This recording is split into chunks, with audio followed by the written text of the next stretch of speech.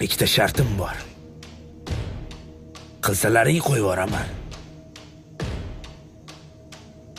YouTube блокирует это видео из-за нарушения авторских прав. Видео можно посмотреть по ссылке в первом закрепленном комментарии.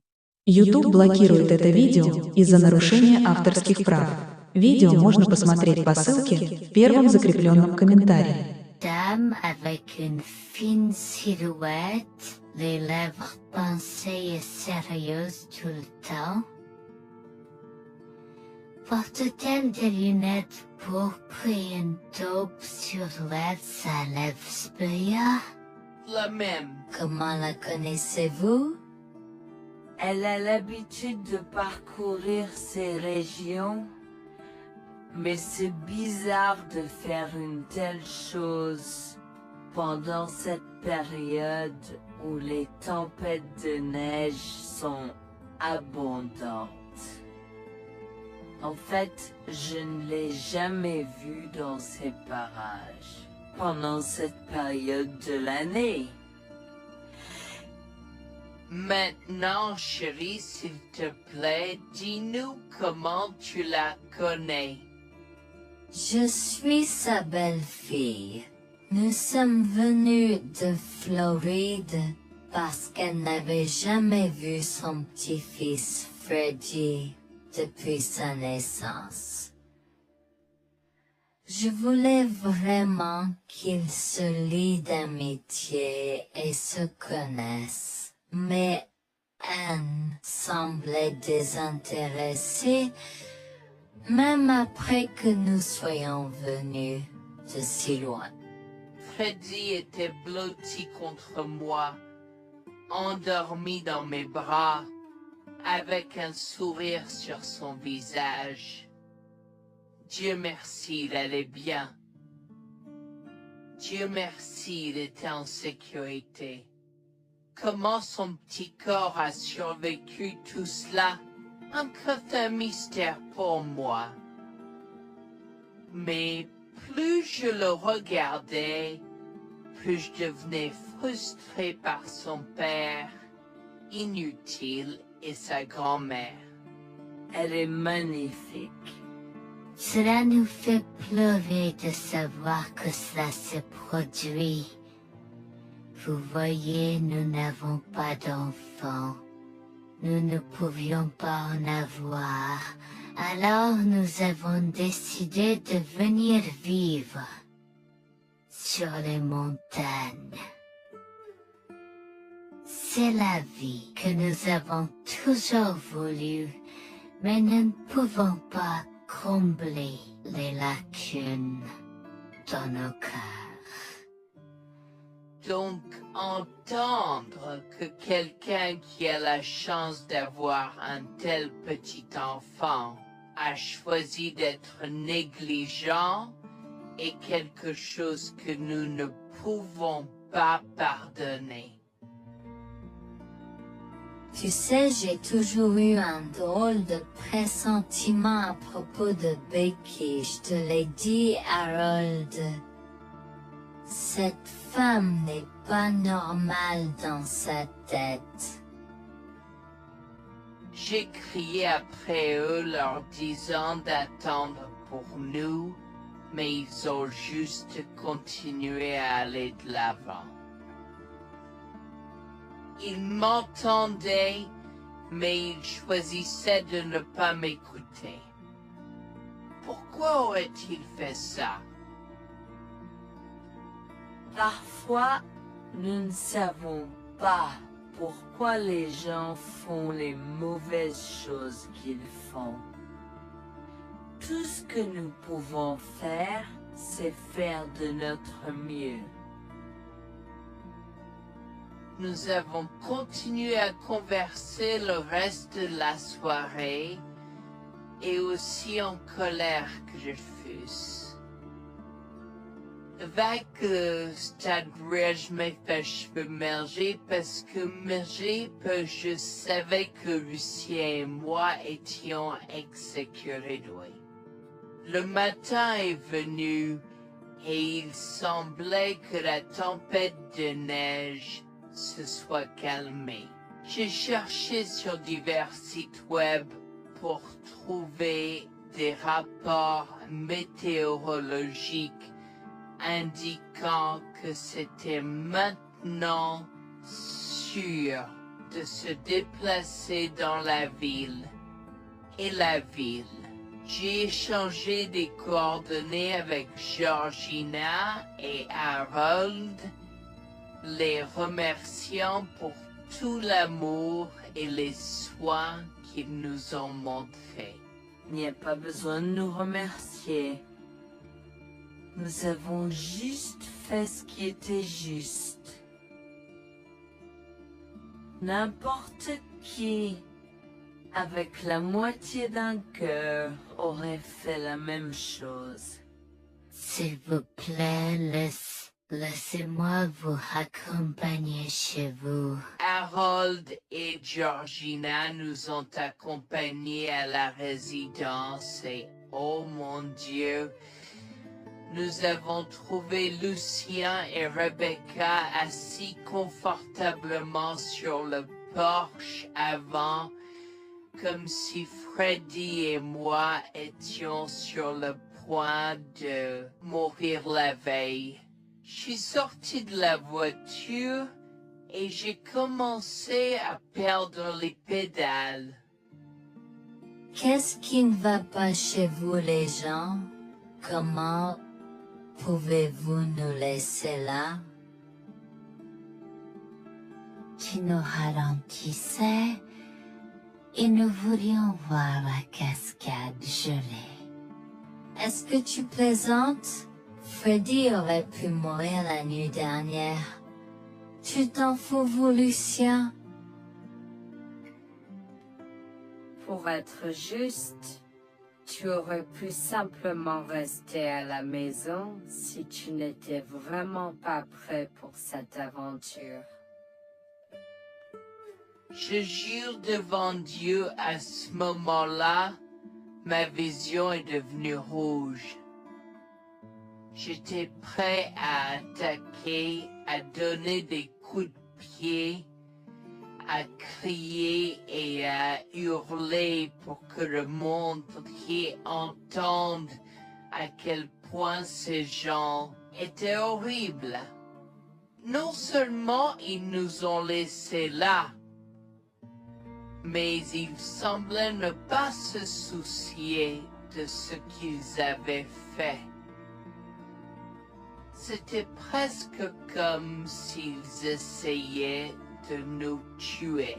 Avant que je ne puisse lancer une série d'actions et de mots qui ne pourraient pas être repris, Harold m'a retenu, me disant de me calmer, car Freddy était toujours dans la voiture avec Georgina. En assistant à toute cette scène, il m'a fallu un moment pour me calmer. Mais même si j'avais calmé, j'étais toujours agressif et argumentatif. Vous nous avez laissés là. Nous aurions pu mourir, Lucien. Tu t'en fous de ça? Tu t'en fous que ta mère ait essayé de nous tuer? Ne sois pas dramatique, Noémie. Elle n'essayait pas de faire ça. Regarde la raison pour laquelle nous ne sommes pas revenus te chercher, parce que nous savions que tu trouverais de l'aide et un abri. Je veux dire, tu as toi-même indiqué cette cabane, n'est-ce pas? Il semble que tu aies obtenu l'aide dont tu avais besoin. Pas grâce à toi ou à ta mère. Je n'arrive pas à croire ce que j'entends ce moment. Assez, tout le monde. Ne me donne pas mal à la tête. Comment peux-tu être si froid et sans cœur envers ta femme? j'ai la moitié d'une idée de venir te frapper.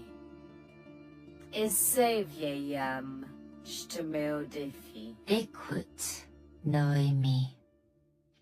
Je suis désolée que tu n'aies pas pu gérer un peu le mauvais temps, mais je jure qu'il n'y avait aucune mauvaise intention de ma part.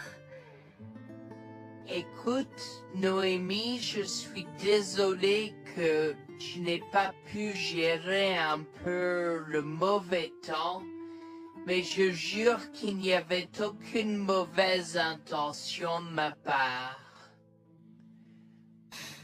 Oh oui. Pourquoi diable irais-tu faire de la randonnée à cette période de l'année? Nous ne te voyons jamais pendant cette période, alors quoi maintenant? Pourquoi maintenant quand tu as un enfant qui ne voulait que se connecter avec toi? Quelqu'un pourrait argumenter que ce niveau de négligence grossière était intentionnel, Becky. Tu es une personne malade et pathétique. Cela a semblé faire fondre l'extérieur froid et dur de Becky, qui avait l'air douloureuse, du moins pendant un instant, avant de revenir à son extérieur de méchante sorcière de l'Ouest. Je ne sais pas ce que tu essaies d'insinuer, mais si tu cherches une bataille, je peux t'assurer que tu la perdras. Tu oublies que je suis une femme riche. J'ai accès au meilleur. Voyons comment ton petit argument va se passer en cours, vieil homme. Vous êtes pas là avec votre malade joueuse. Je souhaite que vous restiez fiers. Tu sais quoi, Noémie? Je m'en fiche maintenant. Je n'ai plus besoin de faire semblant devant toi. Et tout le monde. Alors, laisse-moi te dire les choses clairement pour que tout le monde puisse entendre. Je m'en fiche de toi et de ce bébé. Honnêtement, je souhaite que vous soyez tous les deux morts hier. Au moins, vous auriez arrêté de me déranger avec vos tentatives pour rencontrer ce bébé. Est-ce que je parais en avoir quelque chose à faire? J'ai fait mon geste vers elle comme si mon corps avait une volonté propre. Je me suis approché d'elle et l'ai giflée. J'ai continué à la gifler et à donner des coups de pied aussi fort que possible jusqu'à ce que Jack et Harold me déchirent. Tu m'es stoppé. Comment osais-je? Comment osez-vous vous asseoir là et défendre cette sorcière? Elle l'avait mérité. Toi, je vais te poursuivre en justice. Comment oses-tu me mettre les mains dessus? Elle ne voulait évidemment pas cela. Regardez, il semble que les tensions soient élevées en ce moment. Pourquoi ne pas tous prendre une grande respiration? Entrons et réglons cela. Vous êtes un homme faible et pathétique, et j'espère que vous passerez le reste de votre vie à expier ce que vous avez fait à votre fils. Avant que Jack ne puisse répondre, je lui ai craché au visage avant de rentrer à l'intérieur, de prendre Freddy et ses affaires, et de monter dans la voiture avec Georgina et Freddy. Maman, j'ai peur. Que se passe? Tu crois que tu combattu grand-mère? Chérie, je suis vraiment désolée que tu aies dû voir ça. Les choses sont beaucoup plus compliquées ici et je ne veux pas te mentir. Mais je crains que tu ne sois un peu trop jeune pour comprendre. Mais pour l'instant, je suis désolée de devoir te dire que pour l'instant, il semble que grand-mère et papa ne veulent pas de nous ici. Nous ne pouvons pas être ici parce que papa et grand-mère ne sont pas très gentils et je ne veux pas que tu sois autour de personnes qui ne sont pas gentilles. Mais Georgina et Harold sont gentils, n'est-ce pas? Oui, j'aime Georgina et Harold. Harold et Georgina peuvent-ils être mes grands-parents? Oh mon Dieu, mon petit enfant, tu me fais pleurer. Bien sûr, je peux être ta grand-mère. Oh mon Dieu, mon petit enfant, tu me fais pleurer. Bien sûr, je peux être ta grand-mère. Je serai toujours ton ami et je te promets de prendre soin de toi si tu as besoin de moi. Harold a pris la voiture et nous a emmenés à un hôtel où nous avons pu nous reposer et nous remettre de nos émotions, mais malheureusement tout l'événement était un peu trop difficile à gérer. J'y avais très peur pour l'avenir pour Dieu, tant Freddy que moi, car cela signifiait le divorce. Mais j'avais peur, Bertie, qu'ils obtiennent la garde de Freddy. Décidé de parler au gymnase et s'est préparé de la question une fois que Freddy s'était endormi. Que vais-je faire? Je vais aller en prison? Nonsense. Cette sorcière ne portera pas plainte. Et si elle le faisait, elle ne le fera pas. Car nous avons des preuves de sa conspiration pour commettre un meurtre. Comment? Nous sommes toujours préparés, chérie. Nous avons secrètement enregistré toutes les preuves. Maintenant, vous pouvez emporter cet enregistrement avec vous et l'utiliser contre votre mari et belle-mère au tribunal. Vous êtes des anges déguisés. Comment avez-vous fait ça? Quand? Comment? Chut, mon enfant, ne t'inquiète pas de tout ça. Écoute simplement l'enregistrement audio. Nous avons écouté et effectivement toutes les preuves avaient été enregistrées, y compris la partie où j'ai attaqué physiquement sa mère. Maintenant, ils vont me faire pour coups et blessures. Oh mon Dieu, pourquoi je fais ça? Maintenant, Bonjour, je m'appelle Jeanne et j'ai 37 ans. Je rédige ceci parce que l'année dernière a été très difficile pour moi et mon mari Jules. Nous avons beaucoup progressé depuis cet incident et je veux juste partager cette histoire pour aider quiconque pourrait se trouver dans une position similaire. Laissez-moi d'abord vous raconter comment j'ai rencontré mon mari, adorable. Tout a commencé de la manière la plus inattendue, dans un hôpital. Jules et moi nous sommes retrouvés à passer une longue nuit devant la salle d'urgence remplie d'inquiétude et incapables de partir. Jules était là parce que sa sœur avait eu un grave accident de voiture alors que ma mère a souffert d'une crise cardiaque. Dans cet espace partagé d'inquiétude et d'incertitude, nous avons trouvé du réconfort dans la présence de l'autre.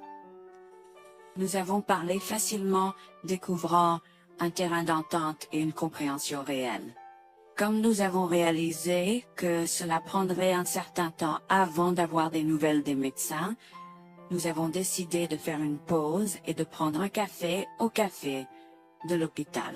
Nous ne savions pas que ces rencontres fortuites allaient changer nos vies à jamais. Au fur et à mesure que la nuit se transformait en aube, nous avons échangé des numéros avant de nous séparer à contre-séance.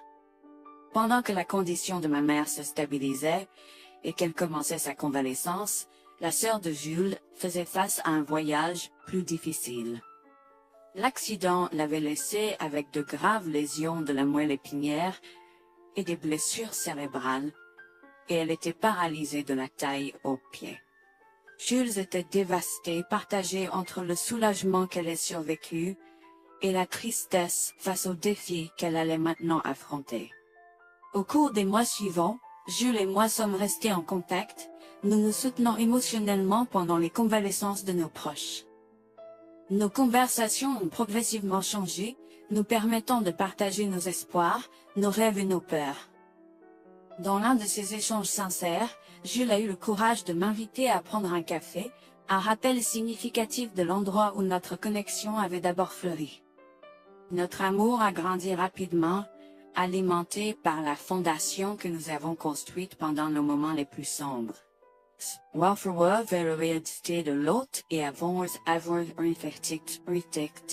Cela n'a pas pris longtemps pour que nous réalisions que nous avions trouvé quelque chose de vraiment spécial. Après 2 ans de fréquentation, Jules m'a demandé en mariage. Avec une joie débordante, j'ai dit oui avec enthousiasme. Notre mariage était une petite et intime célébration, honorant l'amour qui est né de nos épreuves partagées. À ce moment-là, la sœur de Jules avait besoin de soins spécialisés, et il, étant le membre de la famille le plus proche, a pris la responsabilité. Cependant, il avait également besoin d'un travail temps plein pour gérer les factures qui s'accumulaient. Inquiète qu'il soit accablé, Jules a travaillé sans relâche pour subvenir aux besoins de sa sœur et de notre avenir ensemble. Un jour, je l'ai assis et l'ai rassuré en lui disant que nous étions une équipe faisant le défi de la vie ensemble. Chérie, j'ai besoin de te parler de quelque chose d'important. S'il te plaît, prends place. De quoi s'agit-il? Tu as l'air sérieuse, tout va bien? D'une certaine manière, non. Je t'ai vu lutter pendant un certain temps maintenant. Tu sais que tu peux me demander de l'aide, n'est-ce pas? Bien sûr que je le sais. Je ne veux juste pas t'imposer mes problèmes, tu sais. Mon chéri, nous sommes une équipe. Je veux que tu te souviennes toujours de ça. Nous faisons face aux défis de la vie ensemble et il n'y a rien d'individuel dans notre relation, seulement la nôtre. Je veux te soutenir, toi et ta sœur, de toutes les manières possibles. Cela signifie beaucoup pour moi, bébé. Tu as été incroyable tout au long de tout cela. Je ne sais pas ce que je ferais sans toi. C'est exactement pourquoi je voulais en parler. J'ai réfléchi à la prise en charge d'Abby et à l'impact que cela a sur ton travail. Et si nous envisageons de la placer dans une maison de retraite? Et avant que tu ne poses la question, je connais une bonne où ma grand-mère était vraiment heureuse. Elle a même préféré cela à vivre à ce métier. Je ne sais pas, je veux dire, c'est une décision importante et risquée à prendre. Je comprends, mais réfléchis grec. Cela permettrait de te trouver un meilleur emploi payant pour que nous puissions nous assurer qu'Abby reçoit les soins qu'elle mérite. Nous pouvons la visiter régulièrement et être toujours là pour elle. mais cela soulagerait une partie de la charge sur tes épaules. Tu as raison. C'est un choix difficile, mais je fais confiance à ton jugement. Je suis heureuse que tu me laisses enfin t'aider. Crois-moi, les choses sont plus faciles quand on peut partager ses fardeaux avec quelqu'un. Je veux dire, c'est comme ça que nous nous sommes trouvés, non? Comment pourrais-je jamais l'oublier? Je t'aime tellement. Merci de rester à mes côtés. Tais-toi, pas besoin de remerciements. Tu sais que je serai toujours là pour toi.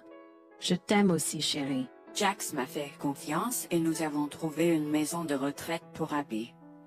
Au cours des prochains mois, Jax a trouvé un travail mieux rémunéré et a rendu visite à sa sœur tous les jours. Le rétablissement d'Abby a progressé de manière surprenante bien qu'elle soit paralysée. Elle a commencé à se déplacer dans la maison de retraite dans son fauteuil roulant, déterminée à explorer. La maison de retraite permettait aux résidents de sortir avec des membres de leur famille enregistrés, alors je lui ai envoyé une allocation mensuelle pour l'aider à s'amuser. La mère de Jax, Grégoire, a entendu parler de son dévouement au bien-être d'Abby et des efforts qu'il a déployés pour s'occuper d'elle. Grégoire est venu à notre domicile, les larmes aux yeux, pour exprimer à quel point il était fier de son fils, Orap. Mère, pourquoi pleures-tu? Qu'est-ce qui ne va pas? Je veux juste que tu saches à quel point je suis fier de toi, Jules. Tu as montré une telle force et compassion en prenant soin d'Abby. Je ne pourrais pas être plus fier d'avoir élevé un fils aussi merveilleux. Eh bien, merci, mère. Je fais juste ce que je peux pour Abby. C'est pas facile, mais je l'aime et je veux m'assurer qu'elle va bien. Tu as fait plus que suffisamment, mon chéri. Je ne veux pas que tu portes ce fardeau seul. Je veux prendre le relais et rendre visite à Abby plus fréquemment. Tu dois te concentrer sur ton travail et ta propre vie. Abby sera bien prise en charge. Fais-moi confiance. Eh bien, ce n'est pas comme si je l'avais fait seule. Jeanne a été à mes côtés, me soutenant à chaque étape du chemin. Nous sommes une équipe et nous sommes tous les deux engagés dans le bien-être d'Abby. Oh, je sais que Jeanne a été là, mais tu as fait tellement, Jules. Il est temps que tu priorises ta propre vie et ta carrière. Abby sera entre de bonnes mains. Fais-moi confiance. D'accord, mère, si tu es sûre de toi, alors j'accepterai. Mais je veux que tu saches que c'est un plaisir de prendre soin d'Abby et que je serai toujours là pour elle, quoi qu'il arrive. Je t'apprécie, Jules, mais il est temps pour toi et Jeanne de vous concentrer sur vos futurs. Fais-moi confiance, ce sera pour le mieux. D'accord, mère, si tu crois que c'est la bonne chose à faire, alors j'irai avec. Promets juste de bien t'occuper d'Abby. Je te le promets, maman, tu peux compter sur moi. Maintenant, m'en va et concentre-toi sur ton travail. Laisse-moi m'occuper de la garde d'Abby. J'ai trouvé l'intérêt subi de Grégoire pour Abby un peu étrange, mais je me suis tue car je savais que ce moment était important pour Jules. L'année suivante, Jules s'est concentré sur son travail et obtenu une augmentation. J'ai également obtenu une augmentation, ce qui nous a permis d'augmenter l'allocation mensuelle de base d'Abby. Grégoire a tenu sa promesse, mais il y avait un piège.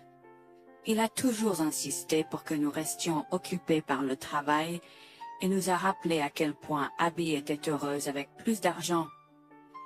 Il nous a grondé si nous voulions la visiter et a prétendu qu'il savait ce qui était le mieux pour elle. Grégoire nous a fait appeler avant de rendre visite à Abby, donc il a contrôlé notre accès à elle. En conséquence, nous l'avons vue de moins en moins, mais nous avons continué à lui envoyer l'allocation chaque mois. Je me sentais mal à l'aise par la situation. L'attitude possessive et le comportement contrôlant soudain de Grégoire m'inquiétaient. Il semblait toujours avoir des excuses lorsque Jules avait besoin d'aide avec Abby dans le passé. Cependant, je n'ai rien dit car je savais à quel point Abby était importante pour Jules. Malgré les défis, Jules et moi sommes restés engagés à soutenir Abby. Nous avons tenu notre promesse de fournir une assistance financière, même si nous ne pouvions pas être avec elle autant. Nous avons cru qu'Abby méritait les meilleurs soins. Même si nous ne pouvions pas être avec elle autant, nous avons cru qu'Abby méritait les meilleurs soins et le bonheur, et nous voulions qu'elle ait les moyens de profiter de la vie à fond. Un jour, Jules était un peu trop submergé par le manque d'Abby. Nous nous étions tous les deux beaucoup impliqués dans le travail et n'avions pas eu le temps de lui rendre visite. Nous avons décidé de lui rendre visite sur un coup de tête. Nous ne l'avons pas dit à Grégoire car nous ne voulions pas l'entendre ses remontrances ou ses réprimandes. Avant d'arriver à la maison de retraite, Jules et moi nous sommes arrêtés au supermarché pour acheter à Abby toutes ses collations préférées. Nous étions tous les deux très excités de la voir et de passer du temps de qualité avec elle. J'ai même apporté ma Nintendo Switch pour qu'elle puisse y jouer. Nous sommes entrés et avons immédiatement commencé à chercher Abby, mais nous ne pouvions pas la voir nulle part. Je pensais qu'elle était probablement partie pour un rendez-vous chez le médecin ou qu'elle était probablement dans le jardin. Nous avons trouvé l'infirmière d'Abby, Mme Smith. Elle nous a regardés avec confusion. « Excusez-moi, pourriez-vous nous dire où est Abby? Nous la cherchons. » Charlie, ne savez-vous pas ce qui s'est passé? Non, nous n'en savons rien. S'il vous plaît, dites-le nous. Que s'est-il passé?